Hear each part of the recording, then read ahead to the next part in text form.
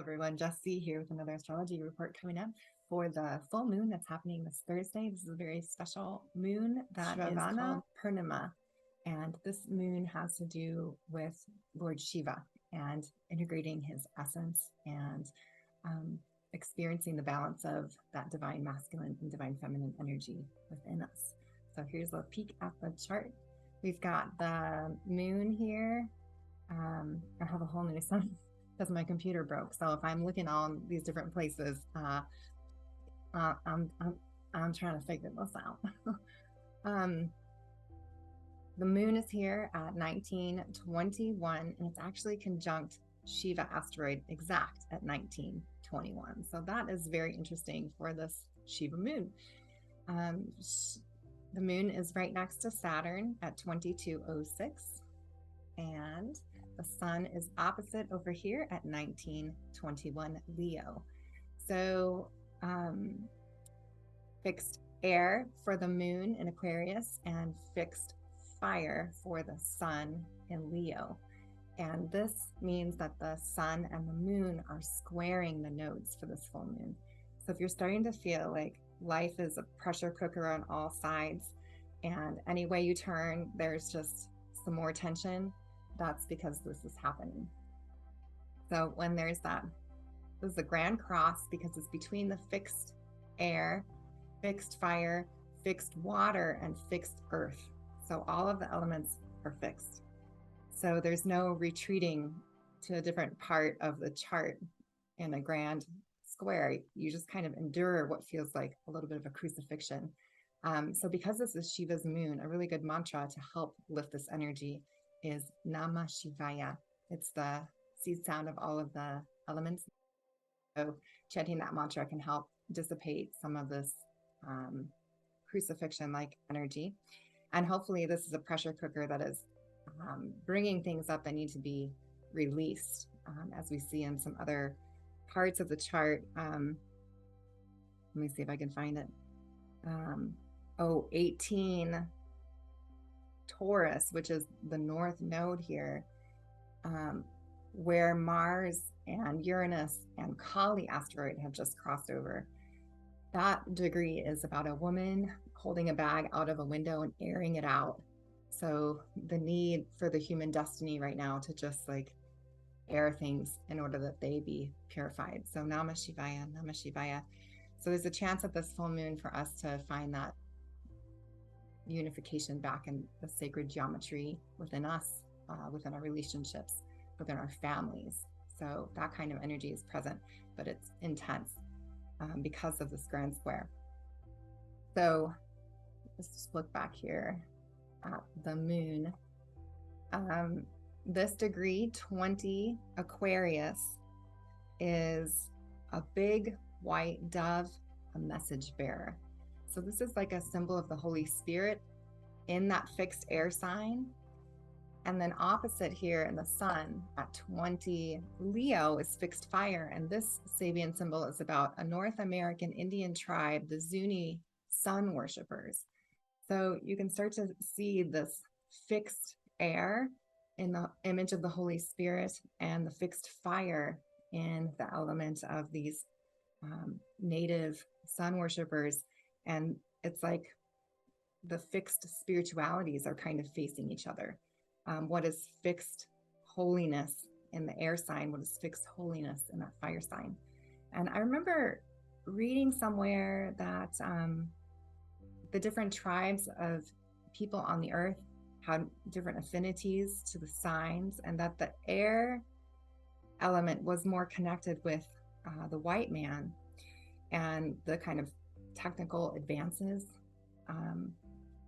that the white man makes, and Christianity is, I think, generally more connected with white culture. And then the fire being related to the South and the energy of the mother from Africa. So just thinking about the wheel of the elements and how they kind of face off with each other to hold truths that are true and yet opposite. So that's some of the energy that I think that we're feeling on this full moon here. So here's the Grand Cross. Here's the T-square with the North Node, Uranus, and Mars. I'm going to share a little bit with the Sun square Mars. This is a day to be very conscious of yourself and motivations. You're likely to have serious ego conflicts with others today, especially if you allow your actions to be dictated by subconsciously motivated energies. This is from this particular book here, Planets and Transits, Life Cycles for Living by Robert Hand. As with all squares, this transit tests the validity of a position that you took or a statement you made either literally or figuratively about 6 months ago. Circumstances as well as other people will be looking for chinks in your armor, flaws in your preparation, and errors to challenge you with. Oh, I've definitely been feeling that lately. If you consciously know what you are doing, you will be better prepared to handle that challenge as well as your experience of your own energies. So that's Sun square Mars. And Sun square Uranus is also happening. This can be somewhat disruptive transit during which you're subject to sudden upsets or behaviors that are upsetting to others.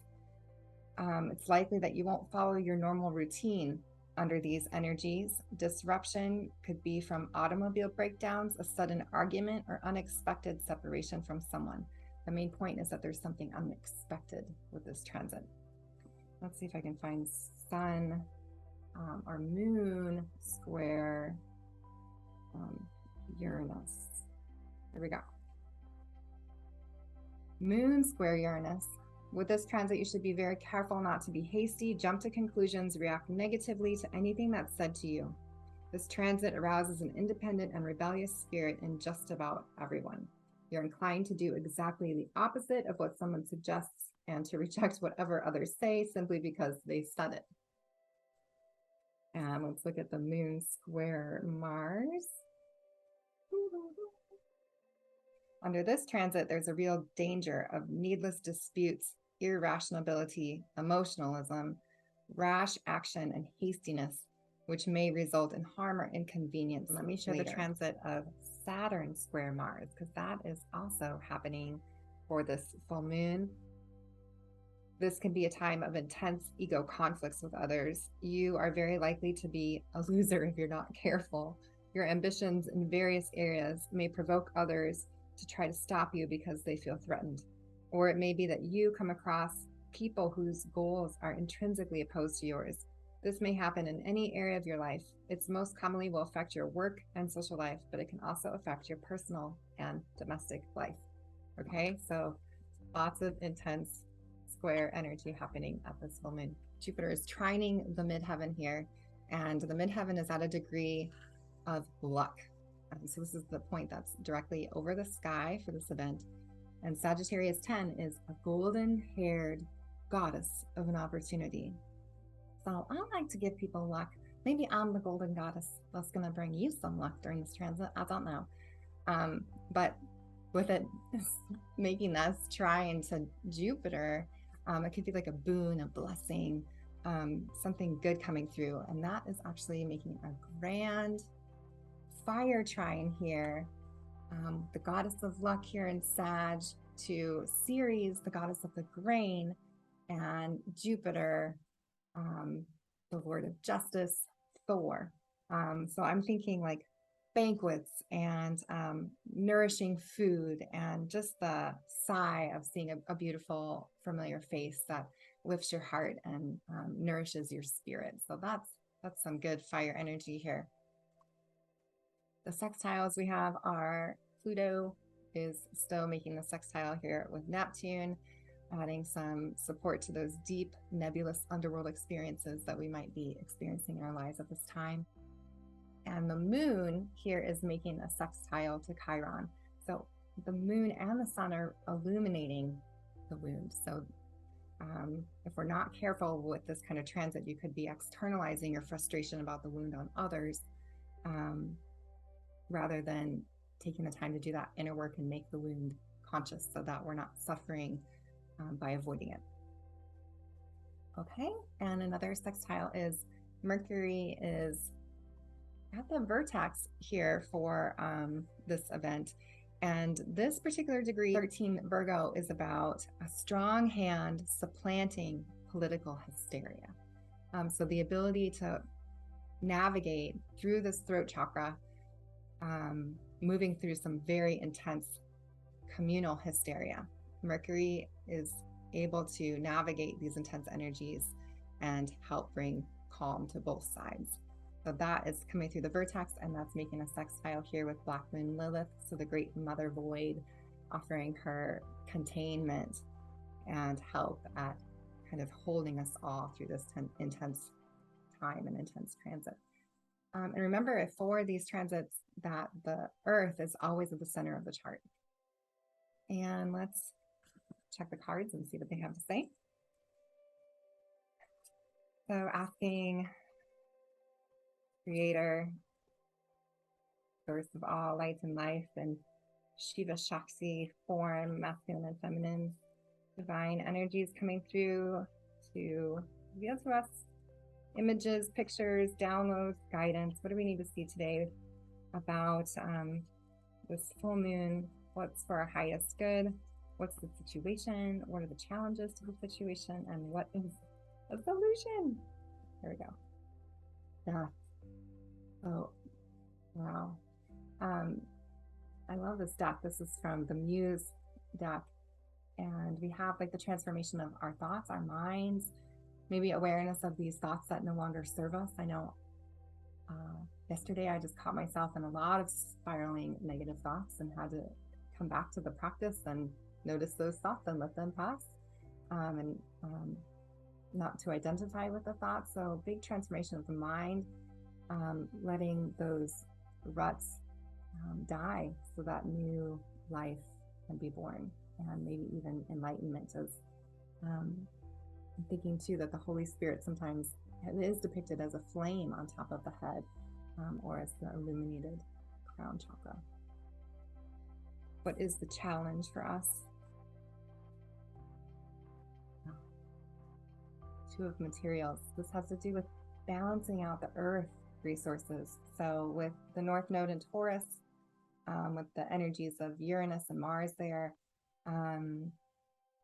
we might be finding ourselves in too much indulgent in the earth, too stuck. I mean, in the West, we tend to be over-consuming of the earth and not living within her boundaries. And I love how this deck has the roses. So the challenge is to find balance with the earth element. And the solution, the way through. I don't plan this, you guys. It just happens. The moon. Okay, so like this woman is doing, soak in these beautiful healing, transformative energies that can come through this full moon portal to truly help us find that inner balance, that we might bring more balance to the world. Thank you so much for watching. I wish you a blessed and healing full moon.